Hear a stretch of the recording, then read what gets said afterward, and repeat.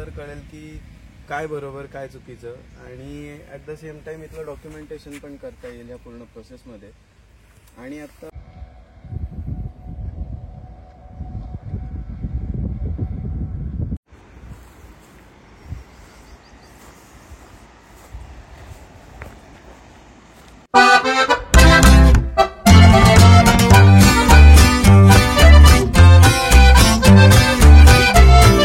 Welcome to my YouTube channel. खरं तर आजचा व्हिडिओ खूप खास आहे. आपण एका खूप खास माणसाला भेटणार आहोत, ज्याला मी नोव्हेंबरपासून इंस्टाग्रामवर फॉलो करतोय, ज्याचं काम मला इंस्टाग्राम बघून आवडलं. त्यांना मी भेटण्याचा खूप वेगवेगळ्या मार्गाने प्रयत्न केला, पण तो सक्सेसफुल झाला नाही. पण काय माहिती, ह्या कोकणाच्या निसर्गाला आम्हाला भेटवायचं होतं. आणि काल देवगडला येताना ती व्यक्ती मला रस्त्यात चालताना भेटली. भेटल्यानंतर जे अपेक्षित होतं ते झालं. 10 मिनिटाची चर्चा झाली आणि आज आहे दुसरा दिवस. आम्ही आज पुन्हा भेटलोय आणि आपण ह्या व्हिडिओमध्ये कोकण, त्यांचा प्रवास आणि इथला निसर्ग ह्याच्याबद्दल त्यांचं काय मत आहे हे आपण आता त्यांच्याच तोंडून ऐकूया. चला तर आपण भेटतोय मिस्टर आशुतोष जोशी यांना. तर व्हिडिओमध्ये आपल्यासोबत आहेत मिस्टर आशुतोष जोशी, ज्यांनी कोकण पदयात्रा सुरू केली आहे. रेवसपासून त्यांनी देवगडपर्यंतचा प्रवास आतापर्यंत पूर्ण केला आहे. फार कठीण आहे. ज्याचं बाईकने फिरायचं स्वप्न मी बघितलं, तर यांनी ते पायी चालत संपूर्ण केलं आणि ते रेडीपर्यंत जाणार आहेत. तर हा सगळा प्रवास कशासाठी चालला आहे हे तुम्हाला ते सांगतील. मी आत्ता सुरुवात म्हणजे सांगण्यापेक्षा मी त्याच्या अगोदरचं माझं बॅकग्राऊंड सांगतो. माझं बॅकग्राऊंड आहे की मी एका छोट्याशा गावामधनं येतो. चिपळूणमध्ये माझं जरी वाढलो असेल तरी पण मी बऱ्यापैकी नरवणमध्ये भरपूरसा वेळ काढला. आणि नरवणमध्ये असंच कुठल्या तरी आंब्याच्या झाडावरती चढा, कोकमीच्या झाडावरती चढून कोकम हलवा, किंवा सारवत असतील, शेण सारवत असतील तर ते तिथे जाऊन त्यांच्यासोबत काम करा, अशा सगळ्या ह्याच्यामध्ये लहानपण माझं गेलं. आणि ते सगळं झाल्यानंतर मग मी बाहेर शिकायला म्हणून गेलो, की जिथे मुंबईमध्ये मी पहिल्यांदा शिकलो फाईन आर्ट्स, आणि मग त्याच्यानंतर पुण्याला शिकलो फोटोग्राफी. मग 1.5 वर्ष, जवळजवळ वर्षभर तरी मी पूर्ण भारतभर पूर्ण फिरत होतो. आणि ते फिरल्यानंतर मला लक्षात आलं की मला अजून शिकणं गरजेचं आहे आणि क्रिटिकल थिंकिंग येणं गरजेचं आहे. म्हणून मी गेलो बाहेर इंग्लंडला मी 4-4.5 वर्ष काढली तिथे, जिथे मी शिक्षण घेतलं आणि मग तिथे काम करत होतो as a photographer, as a gallery assistant, आणि बरेचसे अजून वेगवेगळे जॉब केलेले आहेत. ते करत असताना तिथे मला जे काही मी इंडस्ट्रियलायझेशन आणि शहरीकरण जे बघितलं, आणि त्यांनी जे 60 वर्षापूर्वी ज्या काही चुका केलेल्या आहेत त्या मला दिसत होतं की इथे आपण आता करायला सुरुवात करतोय. जे आपण म्हणतो की आपण त्यांच्यापेक्षा 60 वर्ष पाठी आहोत, तर फक्त ह्याच्यासाठीच पाठी आहोत की 60 वर्ष आपल्याकडे आहेत त्यांच्या चुका सुधारण्यासाठी. हे माझ्या लक्षात आलं आणि म्हणून मी डिसिजन घेतला की मला परत भारतातच यायचं आहे, इथेच राहायचं आहे आणि इथूनच काम करायचं आहे या सगळ्या गोष्टींवरती. आणि मी 22 साली परत आलेलो असताना मग मी पहिल्यांदा गुहागरपासून विशाखापट्टणम असा, म्हणजे मधनं पंढरपूर, सोलापूर, लातूर, नांदेड, चंद्रपूर, नक्सली पट्टा असेल, छत्तीसगड, ओडिशा, असा करत करत प्रवास मी आंध्र प्रदेशच्या विशाखापट्टणमपर्यंत गेलो. हे पण चालत केलेलं आहे ना? चालत केलं. हे करत असताना मी जो एक निसर्ग समृद्ध असा प्रदेश जो काही बघितला होता तो फक्त आपली कोकण किनारपट्टी होती. आणि मग त्यावेळी मी डिसिजन घेतला की येऊन मी परत इथेच गावी राहीन, शेती करेन आणि सोबत माझं लिखाणाचं काम इथेच राहून करेन. ते करत असताना माझ्या लक्षात आलं की इथे भरपूर प्रोजेक्ट्स येऊ घातलेले आहेत, रस्ते येऊ घातलेले आहेत. त्याच्यामध्ये एक रेवस रेड्डी महामार्ग येतोय आणि दुसरा एक ग्रीनफील्ड येतोय. तो ग्रीनफील्ड नावापुरता ग्रीनफील्ड होता, पण तो ॲक्च्युली सगळे ग्रीनफील्ड्स आहेत तो कापत जाणार आहे. तर हे जेव्हा मी बघितलं त्यावेळी मी पहिल्यांदा ग्रामपंचायतीला, लोकांना विचारलं आजूबाजूच्या की ह्याच्याबद्दल तुम्हाला काय माहिती आहे. आणि ते विचारलं असताना मला लक्षात आलं की कोणालाच काही माहिती नाही. आणि प्लस त्याच्यामध्ये एक एन्व्हायरमेंटल डिझास्टर असेसमेंट किंवा मॅनेजमेंट नावाचा सब्जेक्ट असतो की जिथे तुम्हाला ग्रामपंचायतीच्या ग्रामसभा घ्यायला लागतात, लोकांना सगळ्यांना एकत्र आणावं लागतं आणि समजावं लागतं की तुमच्याकडे काय येतंय नक्की, आणि मग हे चांगलं आहे तर कसं चांगलं आहे, वाईट आहे तर कसं वाईट आहे, किंवा ह्याच्यामधला समन्वय कसा गाठायचा, हे समजून द्यावं लागतं लोकांना. ते मी विचारलं तेव्हा लक्षात आलं की कुठेच ह्याच्याबद्दल काहीच कोणाला माहिती नाही आहे. मग हे माहिती नाही आहे, मग त्याच्यावरती काम कसं करायचं ह्याचा जेव्हा मी शोध घेतला तेव्हा मी बघत होतो की मागच्या माझ्या चालण्यामधनं मला एवढे गोष्ट नक्कीच लक्षात आली होती की सर्वात इझी वे लोकांपर्यंत पोचणं हे चालत जाऊन प्रत्येक गावामध्ये ग्रामसभा घेणं, प्रत्येक शाळेमध्ये मुलांशी बोलणं, कॉलेजेसमध्ये बाहेर पडणाऱ्या ज्या मुंबईकडे जाणारा जो काही वर्ग आहे त्याच्याशी बोलणं, त्यांच्याशी जर बोललो, त्यांना ह्या दुसऱ्या कल्पना सांगितल्या की इथे आपल्याकडे काय आहे नक्की, इथे का म्हणून आपण इथे राहिलं पाहिजे, का म्हणून हे आपण जपलं पाहिजे, हे जर आपण त्यांना सांगू शकलो आणि एक दुसरा मॉडेल आपण काहीतरी क्रिएट करू शकलो ह्याच्या अगेन्स्ट, की जो प्रोजेक्ट्स नुसते केमिकल पेट्रोकेमिकल जे येत आहेत त्याच्या अगेन्स्ट एक दुसरा मॉडेल जर दाखवू शकलो, शाश्वत पर्यटन असेल किंवा इथल्या ज्या काही गोष्टी आपल्याकडे मिळतात, आंबा, काजू, कोकम जे काही असेल त्याच्यामधल्या फॅक्टरीज जर आणल्या, मॅन्युफॅक्चरिंग प्लांट्स आणले, तर आपल्याला ॲक्च्युली इथला फ्लोरा अँड फॉना डायव्हर्सिटी जपून सगळ्या गोष्टी करता येईल. सो म्हणून मी डिसिजन घेतला की मी चालतच जाईन आणि रेवसपासून रेड्डीपर्यंत जी काही मधली गावं येतील ती सगळी चालत चालत प्रत्येक गावाशी भेटत बोलत असं जाईन आणि थोडंफार काय होईना डॉक्युमेंटेशन करेन, लोकांपर्यंत एक इकॉलॉजिकल कॉन्शियन्स लोकांपर्यंत पोचवायचा प्रयत्न करेन. तो जर पोचला तर कदाचित आज नाही पण एक 5-10 वर्षानंतर तरी का होईना की त्याच्यामधनं चेंजेस दिसायला लागतील. मी ना आता कोकणमध्ये टुरिझमच्या डेव्हलपमेंटसाठी प्रयत्न करतोय. इथे टुरिझम सुरू व्हावं आणि ही जी मुंबईला पळणारी जी लोक आहेत ना ही कोकणात स्थिरावीत याच्यासाठी प्रयत्न करतोय. तर एक्झॅक्टली काय केलं पाहिजे कोकणातल्या टुरिझमसाठी आणि काय नाही केलं पाहिजे ह्याच्याबद्दल तुमचं काय मत आहे? आपण आत्ता जिथे बसलोय ते पण एक खूप इंटरेस्टिंग हिस्टॉरिकल टुरिझमचंच मार्क आपल्याला म्हणता येईल की पाठच्या बाजूला आपल्याकडे देवगडचा किल्ला आहे इथे आणि त्याच्या जस्ट खालती बसलोय. इथे पाठी जर बघितलं तर सगळीकडे पूर्ण समुद्र किनारा आहे आणि अशा गोष्टी बघण्यासाठी म्हणजे ॲटलिस्ट मी तरी बाहेर असताना हे बघण्यासाठी लोक खूप पैसे खर्च करायचे. तिथे जाऊन राहण्यामध्ये होमस्टेज असतील हे सगळं डेव्हलप होण्यासाठी खूप कष्ट घेतलेत भरपूरशा कंट्रीजने. व्हिएतनामसारखी कंट्री ॲग्रो टुरिझमवरतीच बेस्ड आहे पूर्णपणे, की जिथे ॲग्रिकल्चर आणि टुरिझम या दोघांचा समन्वय गाठला आहे त्यांनी. त्यांच्या ज्या गुहा असतील, त्यांचे जे अंडरग्राऊंड त्यांनी टनेल्स केले असतील त्याच्यामधनंच ते पैसे आकारतात लोकांकडनं आणि लोक ते राहण्यासाठी येतात, तिथे राहतात. असे जर आयडियाज आपल्याकडे आणता आले की ज्याच्यामध्ये आपण एक सस्टेनेबल शाश्वत टुरिझमचा मॉडेल इथे डेव्हलप करू शकलो, की जो गोवा नसेल, जो बागा कलंगूट नसेल, की नुसते लोक येऊन इथे काय म्हणू पार्टी आणि हे जे इथे आता सगळीकडे फेकलं गेलंय हे अशा गोष्टी इथे न येता म्हणजे जे आहे इथे ते बघण्यासाठी जर आली आणि जे आपण म्हणूया की ही जागा खूप महत्वाची आहे. आपल्या वाडवडिलांनी पूर्वजांनी आपल्याला खूप मेहनतीने ती जागा आपल्यापर्यंत पास ऑन केली. ती आपण एका झटक्यामध्ये जर संपवून टाकणार असू आपल्या स्वतःच्या ग्रीडसाठी तर मग ती म्हणजे एवढ्या हजारो वर्षांचा इतिहास मग कशासाठी पाहिजे आपल्याला, हा मला तरी प्रश्न पडतो. जर असं आपण थोडंफार चेंज करता आलं, असे मॉडेल्स जर आपण क्रिएट करू शकलो तर कुठेतरी जाऊन आपण दाखवू शकू की बाबा हे आम्हाला एक्सपेक्टेड आहे.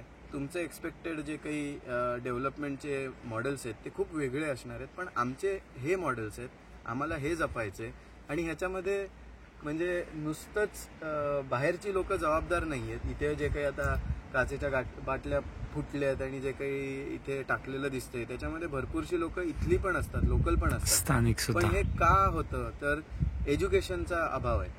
एज्युकेशन मधून आपण ते पोचवलं नाही त्यांच्यापर्यंत की ही वास्तू काय आहे किंवा त्याचं महत्व काय आहे, ते का जपलं पाहिजे. आपण झटकन नुसतं तिथे जातो, काहीतरी त्याच्यावरती कोरीव काम आपलं नावं वगैरे लिहून येतो, पण हजारो वर्षांपासून ती अशीच राहत आली आणि ती एका तुमच्या त्या लिखाणाने ती पूर्ण वास्तू खराब होते हे आपल्याला इथे लक्षात येत नाही. हा त्याचा म्हणजे फॉल्ट आहे तसं बघायला गेलं तर. अच्छा, म्हणजे टुरिझम हे जबाबदार पाहिजे. बागा कलंगूट नाही करायचंय कोकणाला. कोकणाच्या टुरिझमचे अनेक अँगल आहेत माझ्याकडे. पहिलं म्हणजे हे बीचेस आहेत, त्याच्यानंतर हिस्टॉरिकल साईट्स असतील, अशा किल्ले आहेत आपल्याकडे, स्टेपवेल सुद्धा खूप चांगल्या चांगल्या आहेत. तर ह्या सगळ्या प्रमोट करायच्या आहेत. इथलं फूड कल्चर प्रमोट करायचं आहे. इथली शेती, सड्यावर होणारी शेती, बागायती, अजून कुठली तरी शेती होते इथे, उन्हाळ्यात होणारी शेती, दुपिकी शेती होते, सगळ्या प्रकारच्या इथे आपल्याकडे शेती होतात. ह्या सगळ्या लोकांना दाखवायच्या आहेत आणि त्या दृष्टीने मला प्रयत्न करायचे आहेत. तर बघू हे मॉडेल कसं पुढे काम करेल. तर तू ज्या ह्या गोष्टी आता सांगितल्या ह्या गोष्टी मी नक्की फॉलो करण्याचा प्रयत्न करेन की टुरिझमला एक लिमिट पाहिजे आणि ते टुरिझममध्ये काय नाही केलं पाहिजे हे आजच्या आपल्या संवादातून माझ्या लक्षात आलं आहे. दोष थोडंसं कोकणातल्या बायोडायव्हर्सिटीवर आम्हाला ऐकायला आवडेल तुमच्याकडून. सो आपण जिथे आता उभे आहोत तो हा लॅटराईट पूर्ण आपण ह्याला म्हणतो, कातळ भाग, सडा म्हणतो आपण ह्याला. हा कातळ किंवा सड्याचा जो पट्टा असतो तो जनरली इथे जे वरती शेती करतात त्यांच्यासाठी हा खूप महत्त्वाचा असतो. पण नुसतं तेवढंच नाही तर इथे मध्ये मध्ये कुठे ना कुठेतरी झाडी असते, त्याच्यामध्ये आपल्याकडे भरपूर प्रकारची फळं असतात, करवंद असतात, तोरणं असतात, खूप वेगवेगळ्या प्रकारची फळं आपल्याला इथे मिळतात. आणि प्लस इथे गोल्डन जॅकल्स आहेत आपल्याकडे, काही ठिकाणी ब्लॅक जॅग्युअर्स आहेत किंवा तुम्हाला त्याच्यामध्ये अजून बिबटे बघायला मिळतात भरपूर ठिकाणी. खूप वेगवेगळे प्राणी पक्षी आपल्याला इथे बघायला मिळतात. गाडगिळांचा रिपोर्ट जर बघायला गेला तर तो इतका एक्स्ट्रीमली सांगतो की आपल्याकडे जवळजवळ 4000 प्रकारचे फ्लावरिंग स्पीशीज आहेत फक्त, आणि त्याच्याशिवाय बाकीचे मॅमल स्पीशीज असतील, बाकीचे जे काही स्पीशीज असतील ते इतके आहेत की ते बाकी जगामध्ये कुठेही तुम्ही बघायला गेलात तर त्याच्या तुलनेमध्ये 7 ते 8 बायोडायव्हर्सिटी हॉटस्पॉट्स आहेत. त्याच्यामधलं हे एक आहे. म्हणजे आपण किती जास्ती चांगल्या किंवा किती छान जागेमध्ये आपण राहतोय हे आपल्याला त्याच्यावरनं कळतं. फक्त प्रॉब्लेम असा आहे की आपण हे जे काही बघतोय इथे समोरच्या बाजूला, ह्याला जसं ते आहे तसं आपण बघत नाही आहोत. त्याला आपण एका पैशाच्या किंवा आपल्या माणसाच्या ज्या काही नजरेतनं बघतोय त्याला निसर्गाच्या नजरेतनं बघत नाही आहोत. ते ज्यावेळी आपण निसर्गाच्या नजरेतनं त्याला बघायला लागू तेव्हा आपल्याला लक्षात येईल की इथे ह्या गोष्टींनाच धरून टुरिझम जर आणू शकलो आपण तर खूप जास्ती, म्हणजे एक तर निसर्ग तर वाचेलच 100%, पण सोबत इथली बायोडायव्हर्सिटी जी आहे तिला एक जागतिक दर्जा मिळेल. आणि तो जर मिळाला तर खरं आपण कुठेतरी पुढच्या पिढीला दाखवू शकू की आपण काय होतो, काय आहोत आणि काय असणार आहोत. आशुतोष, मी 2014 साली माझ्या कामाला कोकणात सुरुवात केली. 2014 नंतर आता 2024 संपून 2025 मध्ये आपण आलोय. 10 वर्ष मी कोकणात आहे. मी असं बघतोय की गावं रिकामी व्हायला लागली आहेत. सगळी लोक मुंबईच्या दिशेने अक्षरशः धावत सुटली आहेत. तर ह्या लोकांच्या बाबतीत तुमचं मत काय? आपल्याकडे इथे जे काही आता स्थलांतर होतंय ते बेसिक त्याची कारणं खूप आहेत. ती असे एक दुसऱ्या कारणामुळे नाहीये. त्याच्यातले छोट्यातले छोटे कारणं घेतली तर हॉस्पिटल्स नसणं किंवा एज्युकेशन इन्स्टिट्यूट्स नसणं, त्याच्यानंतर जे काही येणारं एक सोसायटल स्ट्रक्चर आहे त्या स्ट्रक्चरमध्ये कुठल्याही स्तरावरती माणूस जो काम करतोय त्याच्या कामाला एक जे आपल्याला, म्हणजे मी जर कुठलं तरी एक समजा नारळाच्या झाडावरती चढून नारळ काढणं हे जर माझं काम आहे तर त्या कामाची लायकी जी ठरवली जाते ती इतकी वाईट असते की त्याच्यामुळे तो माणूस इथे राहायचा पहिल्यांदा प्रयत्नच करत नाही. तो इथून लांबच जातो आणि तो मुंबईमध्ये जाऊनच स्थलांतर करतो. तिथे स्थलांतर करत असताना मी दुसरे काही प्रॉब्लेम्स जे बघितले, जे मी स्वतः बाहेर जाऊन बघून आलो, की गावामधला माणूस विचार करतो की मी एका चिपळूणसारख्या शहरामध्ये जाईन. चिपळूणमधला माणूस विचार करतो मी एका मुंबईसारख्या शहरामध्ये जातो. मुंबईत गेल्यावरती त्याचा विचार येतो की मी अमेरिकेसारख्या कुठेतरी जातो. अमेरिकेत गेल्यानंतर त्याला लक्षात येतं की अरे मी न्यूयॉर्कमध्ये मोठ्याच्या मोठ्या एकदम ह्याच्यामध्ये जाऊन राहू शकतो. आणि तिथे गेल्यानंतर त्याच्या लक्षात येतं अरे आपल्यापेक्षा भारी दुबईमध्ये जगतंय तर दुबईत जाऊ. आणि आता पुढे जर सांगायचं गेलं तर दुबईमध्ये गेल्यानंतर जो माणूस तिथे जातो त्याला इलॉन मस्क सारखा माणूस भेटतो जो म्हणतो आता मंगळावरती घेऊन जातो. तर हे जे काही अति अति अति हाव आहे ना, ही एंडलेस आहे. समाधान कुठे आहे ह्याच्यामध्ये जर प्रश्न हा टाकला की समाधान कुठे आहे, तर ह्याच्यामध्ये तुम्हाला लक्षात येईल की गावामध्ये जो अजूनपर्यंत राहतोय, गुरंढोरं सांभाळतोय किंवा आपली शेती करतोय, त्या माणसाकडे जे मी आतापर्यंत समाधान बघत आलोय ते खूप जास्ती आहे.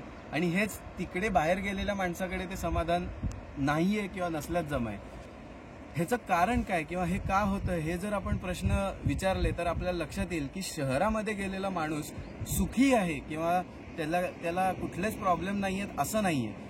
त्याच्याकडे an number of mental health issues असतील, ट्रॉमा आहे, डिप्रेशन आहे, 8 ते 8 काम करतोय त्याच्यामुळे त्रास होतोय, आणि हे सगळं होत असताना सुद्धा मला शहरामध्ये का जायचंय, तर माझ्या गावातला माणूस आहे तो मला सूटबूटमध्ये फक्त एक दिवस बघतो तेव्हा मला भारी वाटतं. ह्याच्यासाठी जर शहरामध्ये आपण जातोय तर आपण कुठेतरी चुकतोय. दुसरी गोष्ट ह्याच्यामधनं लक्षात येते की शहरामध्ये इथून जो स्थलांतरित झालेला माणूस आहे त्याला 15,000 ते 20,000 ह्याच्यावरती पगार नाही, शिकला तर 35,000 ते 40,000. पण तुझा रेंटमध्ये किती जातोय, तुझं खाण्यापिण्यामध्ये किती जातोय, हा सगळा जेव्हा आपण हिशोब मांडतो त्यावेळी लक्षात येतं की त्यांचं जे काही अर्निंगपेक्षा पण जो काही जाणारा पैसा आहे तो जास्ती आहे. आणि मग इथे राहणाऱ्या माणसाकडे सेव्हिंग्स किती होतंय तर त्याच्यापेक्षा नक्कीच जास्ती होते. हा जो काही समाधानाचा भाग आहे तो आपल्याला अजूनपर्यंत दिसत नाही. दुसरी अजून एक गोष्ट जर त्याच्यामध्ये आली की काही जण इथून बाहेर जातात, ती बाहेर गेल्यानंतर 2-3 वर्षांमध्येच कुठल्या ना कुठले तरी आजार घेऊन येतात. त्याच्यामध्ये आता जर आपण बाहेर राहतोय तर ते कुठे राहतोय, तिथे लोकवस्ती कशी आहे, तिथे पोल्युशन कसं आहे, हे सगळ्याचे विचारच आपल्याला येत नाहीत. कारण की आपण ते कधी असा विचारच केला नसतो की कुठेही दुसरीकडे जाऊन खराब असेल. सगळीकडे चांगलंच असतं, आपण गावामध्ये छानच राहतो. ही माहिती असलेला माणूस मुंबईमध्ये घाणीत राहत असताना सुद्धा त्याला लक्षात येत नाही आणि मग ते नको ते आजार घेऊन येतो. मग हे जे आजार घेऊन येतोय त्याच्यामध्ये जो होणारा खर्च आहे, त्याच्यामध्ये जे हॉस्पिटलायझेशनचा खर्च आहे, ते सगळं बघता इथे गावामधलं मग राहणं वाईट होतं का, तर तसं नाही. हे दिसतं. भरपूर लोक आहेत, ती शिक्षित लोक आहेत, ती परत आज गावाकडे येत आहेत. आणि आज जो इथला गावाकडे राहणारा वर्ग, ज्याला इथल्या सगळ्या गोष्टी समाधानी आयुष्य तो जगत होता, तो आज स्थलांतर करून मुंबई पुण्याला जाताना दिसतोय.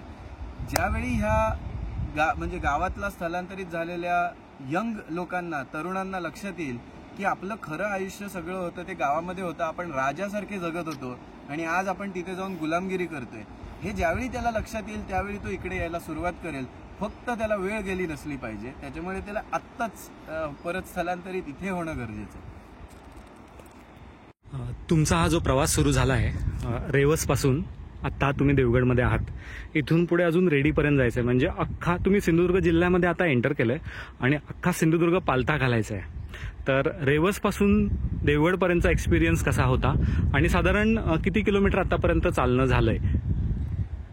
तरी नाही म्हटलं तरी पण एक 500-550 किंवा जास्तीत 600 किलोमीटर असेल. मी जनरली असं कुठे लावून असं ठेवत नाही, पण आतबाहेर भरपूर होतंय, त्याच्यामुळे प्रवास जरा लांबतोय. मी आतापर्यंतचा एक्सपिरियन्स म्हणायला गेला तर भरपूर ठिकाणी मला पॉझिटिव्ह दिसले की लोकांना इथे काम करायचंय. खूप चांगल्या प्रकारे लोक इथे आहेत, दटून आहेत की त्यांना इथे बसून काम करायचंय. खूप वेगवेगळ्या म्हणजे फील्ड्समध्ये लोक काम करतायत. शेती आली असेल किंवा टुरिझम असेल किंवा अजून कुठले फील्ड्स असतील, त्याच्यामध्ये लोक काम करतायत आणि त्यांना इच्छा पण आहे की हे सगळं जपून काम करायचं. फक्त ती इच्छा इथेच जाऊन अडते की जिथे आपण म्हणायला सुरुवात करतो की माझ्या एकट्याने काय होईल. हा मी पूर्ण आतापर्यंतच्या चालण्यामध्ये बघितलेला, एक्सपिरियन्स केलेला एक मेन भाग आहे की माझ्या एकट्याने काय होईल असं प्रत्येक जणच म्हणतंय. जर जेव्हा आपण विचार करतो की माझ्या एकट्याने काय होईल, तेव्हा प्रॉब्लेम असा येतो की माझ्या एकट्यासारखे भरपूर एकटे आहेत लोक, आणि ते जेव्हा सगळे एकटे एकत्र येतात त्यावेळी आपण एक मोठा ग्रुप बनतो आणि त्यावेळी आपण एक कोकण म्हणून एक खूप मोठा प्लॅटफॉर्म आपण क्रिएट करू शकतो. आतापर्यंत तरी मला दिसतंय की भरपूर यंग मुलं आहेत की जे इथे काम करतायत, तर त्या सगळ्यांची मी एक साखळी बनवायचा प्रयत्न करतोय. एकमेकांना जर मदत केली, आणि एक आपल्याकडे एक म्हण आहे की कोकणातला माणूस एकमेकाचे पाय ओढायलाच फक्त बसलेला असतो, ते जर आपण बदललं इथे, म्हणजे जाती धर्माच्या पलीकडे जाऊन आपण जर ते बदललं तर आपल्याला कुठेतरी सगळ्यांना एकत्र घेऊन वरती येता येईल. आणि ते जर आलं तर कुठेतरी माझा हा कोकण म्हणू किंवा आपला कोकण म्हणू तो वाचेल कुठेतरी. Thank you so much. तुम्ही खूप करताय कोकणसाठी, आमच्यासाठी करताय, आणि ह्या व्हिडिओमध्ये जो तुम्ही वेळ दिला आहे आम्हाला, अर्थात हा व्हिडिओ किती लोकांपर्यंत पोचेल हे इंटरनेट ठरवणार आहे. आपण तो जास्तीत जास्त फॉरवर्ड करण्याचा प्रयत्न करूया. आणि थँक्यू सो मच. आणि तुमच्या पुढच्या सगळ्या प्रवासांसाठी जे इथून पुढे येतील त्याच्यासाठी शुभेच्छा.